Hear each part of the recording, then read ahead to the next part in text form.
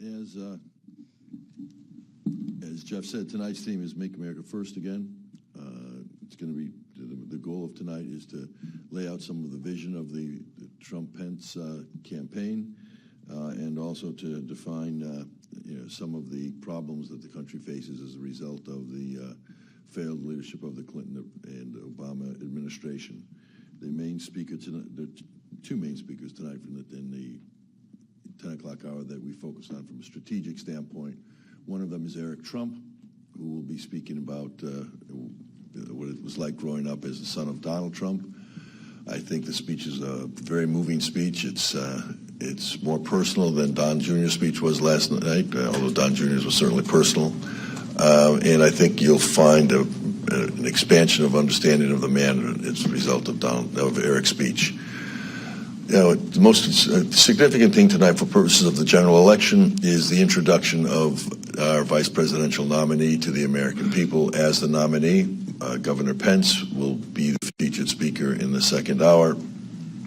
He will be talking about his record a little bit and why his background fills the criteria that Mr. Trump put out 3 months ago when he began the selection process for a vice presidential candidate. That selection process focused on experience, on ability to be president on day one, and somebody who could help him do the job that he needs to do in Washington. Governor Pence filled all those criteria, in addition to which, because of his popularity within the grassroots of the Republican Party, both in Washington and across the country, we feel he helps us to accelerate the unification of the party in a real meaningful way.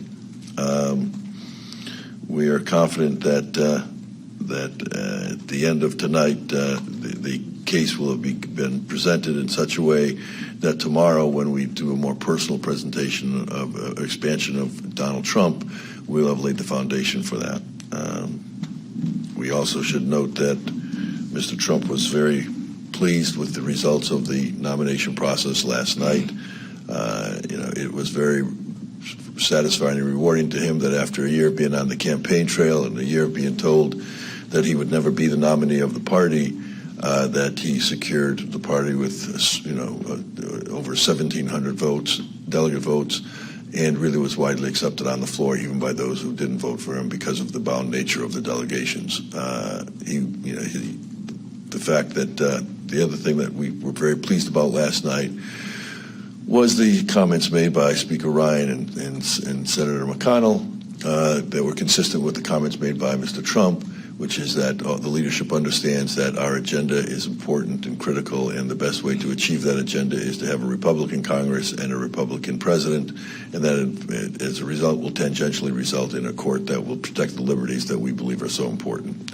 So we view last night as a really seminal moment in the campaign, and today we pivot to the general election with the introduction of Mr. Pence. And Bill, why don't you run through the program, and then we'll take any questions. Thank you. The evening opens in terms of the 8 o'clock hour. Governor Rick Scott of Florida speaks. He's going to talk about a little bit about, in terms of his experience in business and how it matches up with Mr. Trump, why that's important as we move forward in terms of leadership. Then Laura Ingraham is at the podium. Most of you hear her every day, so you got a pretty good idea of how that's going to flow. Phil Ruffin, who is a colleague of Mr. Trump, comes next. Then Attorney General Pam Bondi. Then there's a tribute to Apollo 11 because it's the umpty-umpth anniversary. It's introed with a video, and then Eileen Collins, who was the first female astronaut in space after the Challenger tragedy goes. There's a video about the plan being real in terms of the specifics. I got it out better today. That are associated with Mr. Trump's plan to move forward.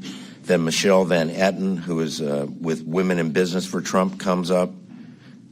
State Senator Ralph Alvarado, who is from Kentucky, and Pastor Darrell Scott are part of the message that, hey, this is a man and an approach that is inclusive, that will allow all Americans to come together in a positive way. Harold Hamm is a colleague of Mr. Trump's, reinforces that with his personal awareness. Then Scott Walker in terms of what it's going to take for the country to move forward is going to require unity. Then there's a video from Lynn Patton, as an African-American woman, very close to the Trump family. It's the Trump family I know. Then she speaks. And then it goes Cruz. There's a video about my father, Donald Trump, then Eric Trump. Then Callista Gingrich introduces Newt Gingrich, then Newt Gingrich. And then in the second half of the final hour, Mike Pence speaks. So if there are any questions on the TikTok. Okay, I'm done. Any questions? Yeah.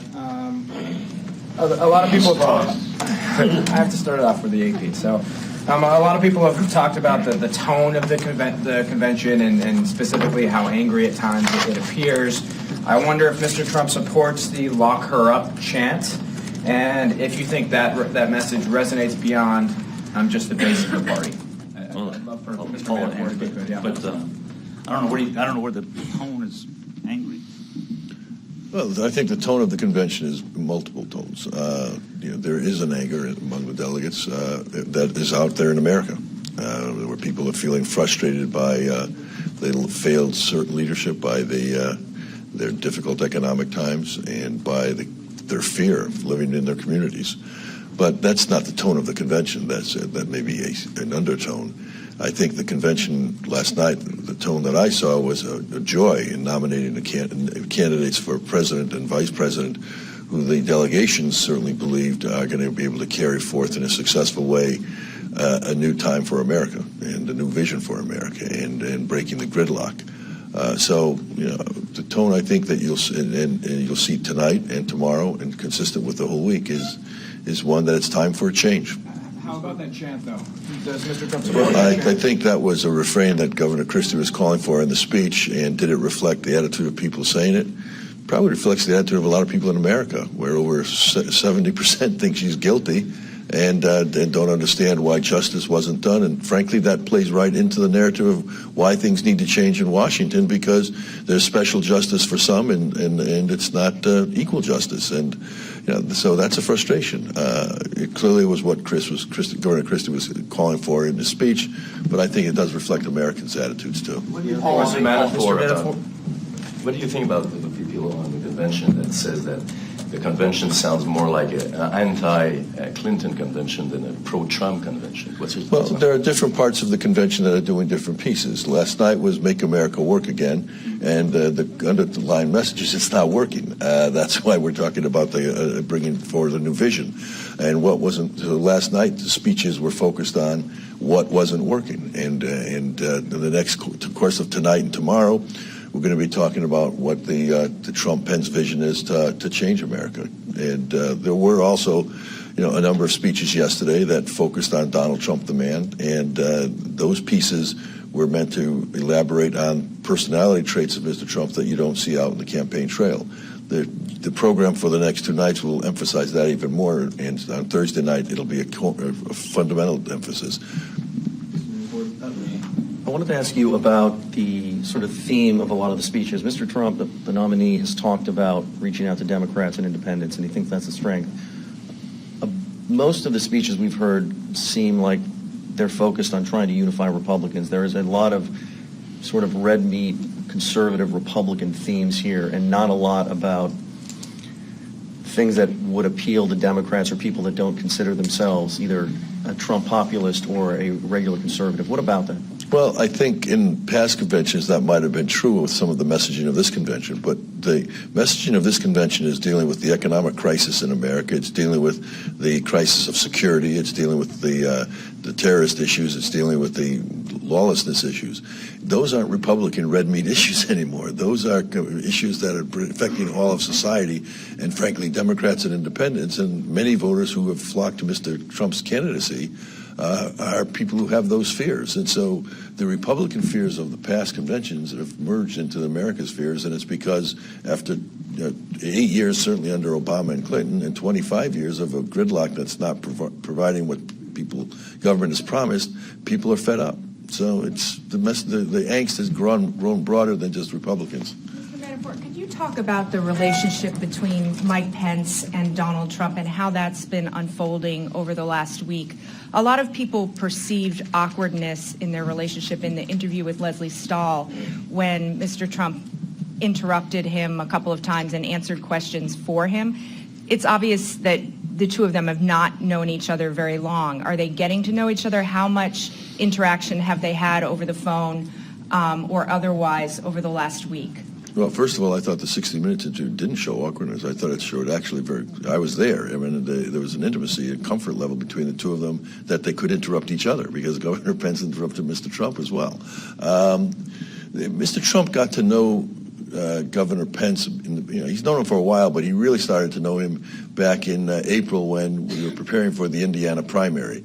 And he asked me, as the person running the campaign, to find out some things about Indiana so that when he goes to campaign there, he'd understand the state of the state. Did the research, came back with the economics and some of the details of how the state was running. And it was a very positive message. It showed unemployment had dropped from like over 8% to down to 5%. It showed that he had balanced the budget in each of his three years as governor. It showed he had lowered taxes in each of those years. It showed that he had protected the rainy day fund.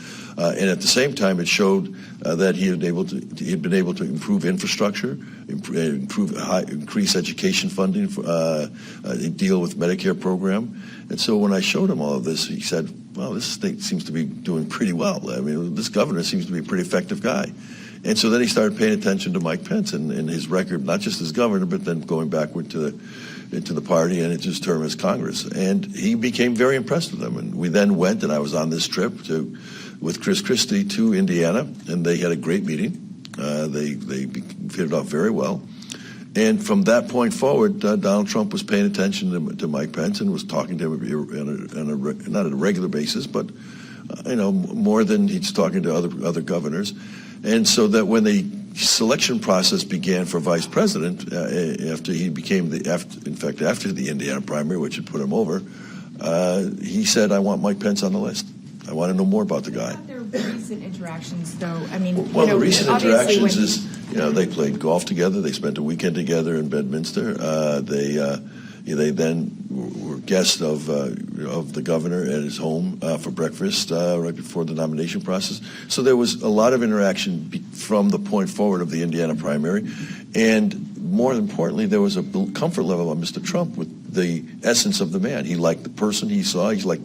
There was a commonality of they're both family men. They both put family very high. They may have different personalities, but they have similar visions and they have similar goals. And what he liked about Governor Pence was the kind of guy who didn't see no for an answer, that he went in, became governor, and he made a difference as governor. And that was an attitude that was very appealing, and the record was very appealing. So when the final selection process happened, there was a comfort level. Now, have they spent 2 years together? No. But are they comfortable with each other both on a personal basis and a policy basis? Absolutely. Will that grow? Yes. And, they'll be spending time on the campaign trail together. They have communicated back and forth since he's been selected. And I'm comfortable that it's a less awkward situation than I've seen in many marriages, and certainly probably going to be less awkward than what you're going to see later this week with the Democrats. On Senator Cruz's speech tonight, have you seen a copy of that yet? Are you expecting an endorsement, and would it be appropriate for him to give that speech without a formal endorsement of Mr. Trump? Yeah, we've been talking back and forth of what the senator wants to say. I'll see a copy of the speech later this morning because he's still working on it.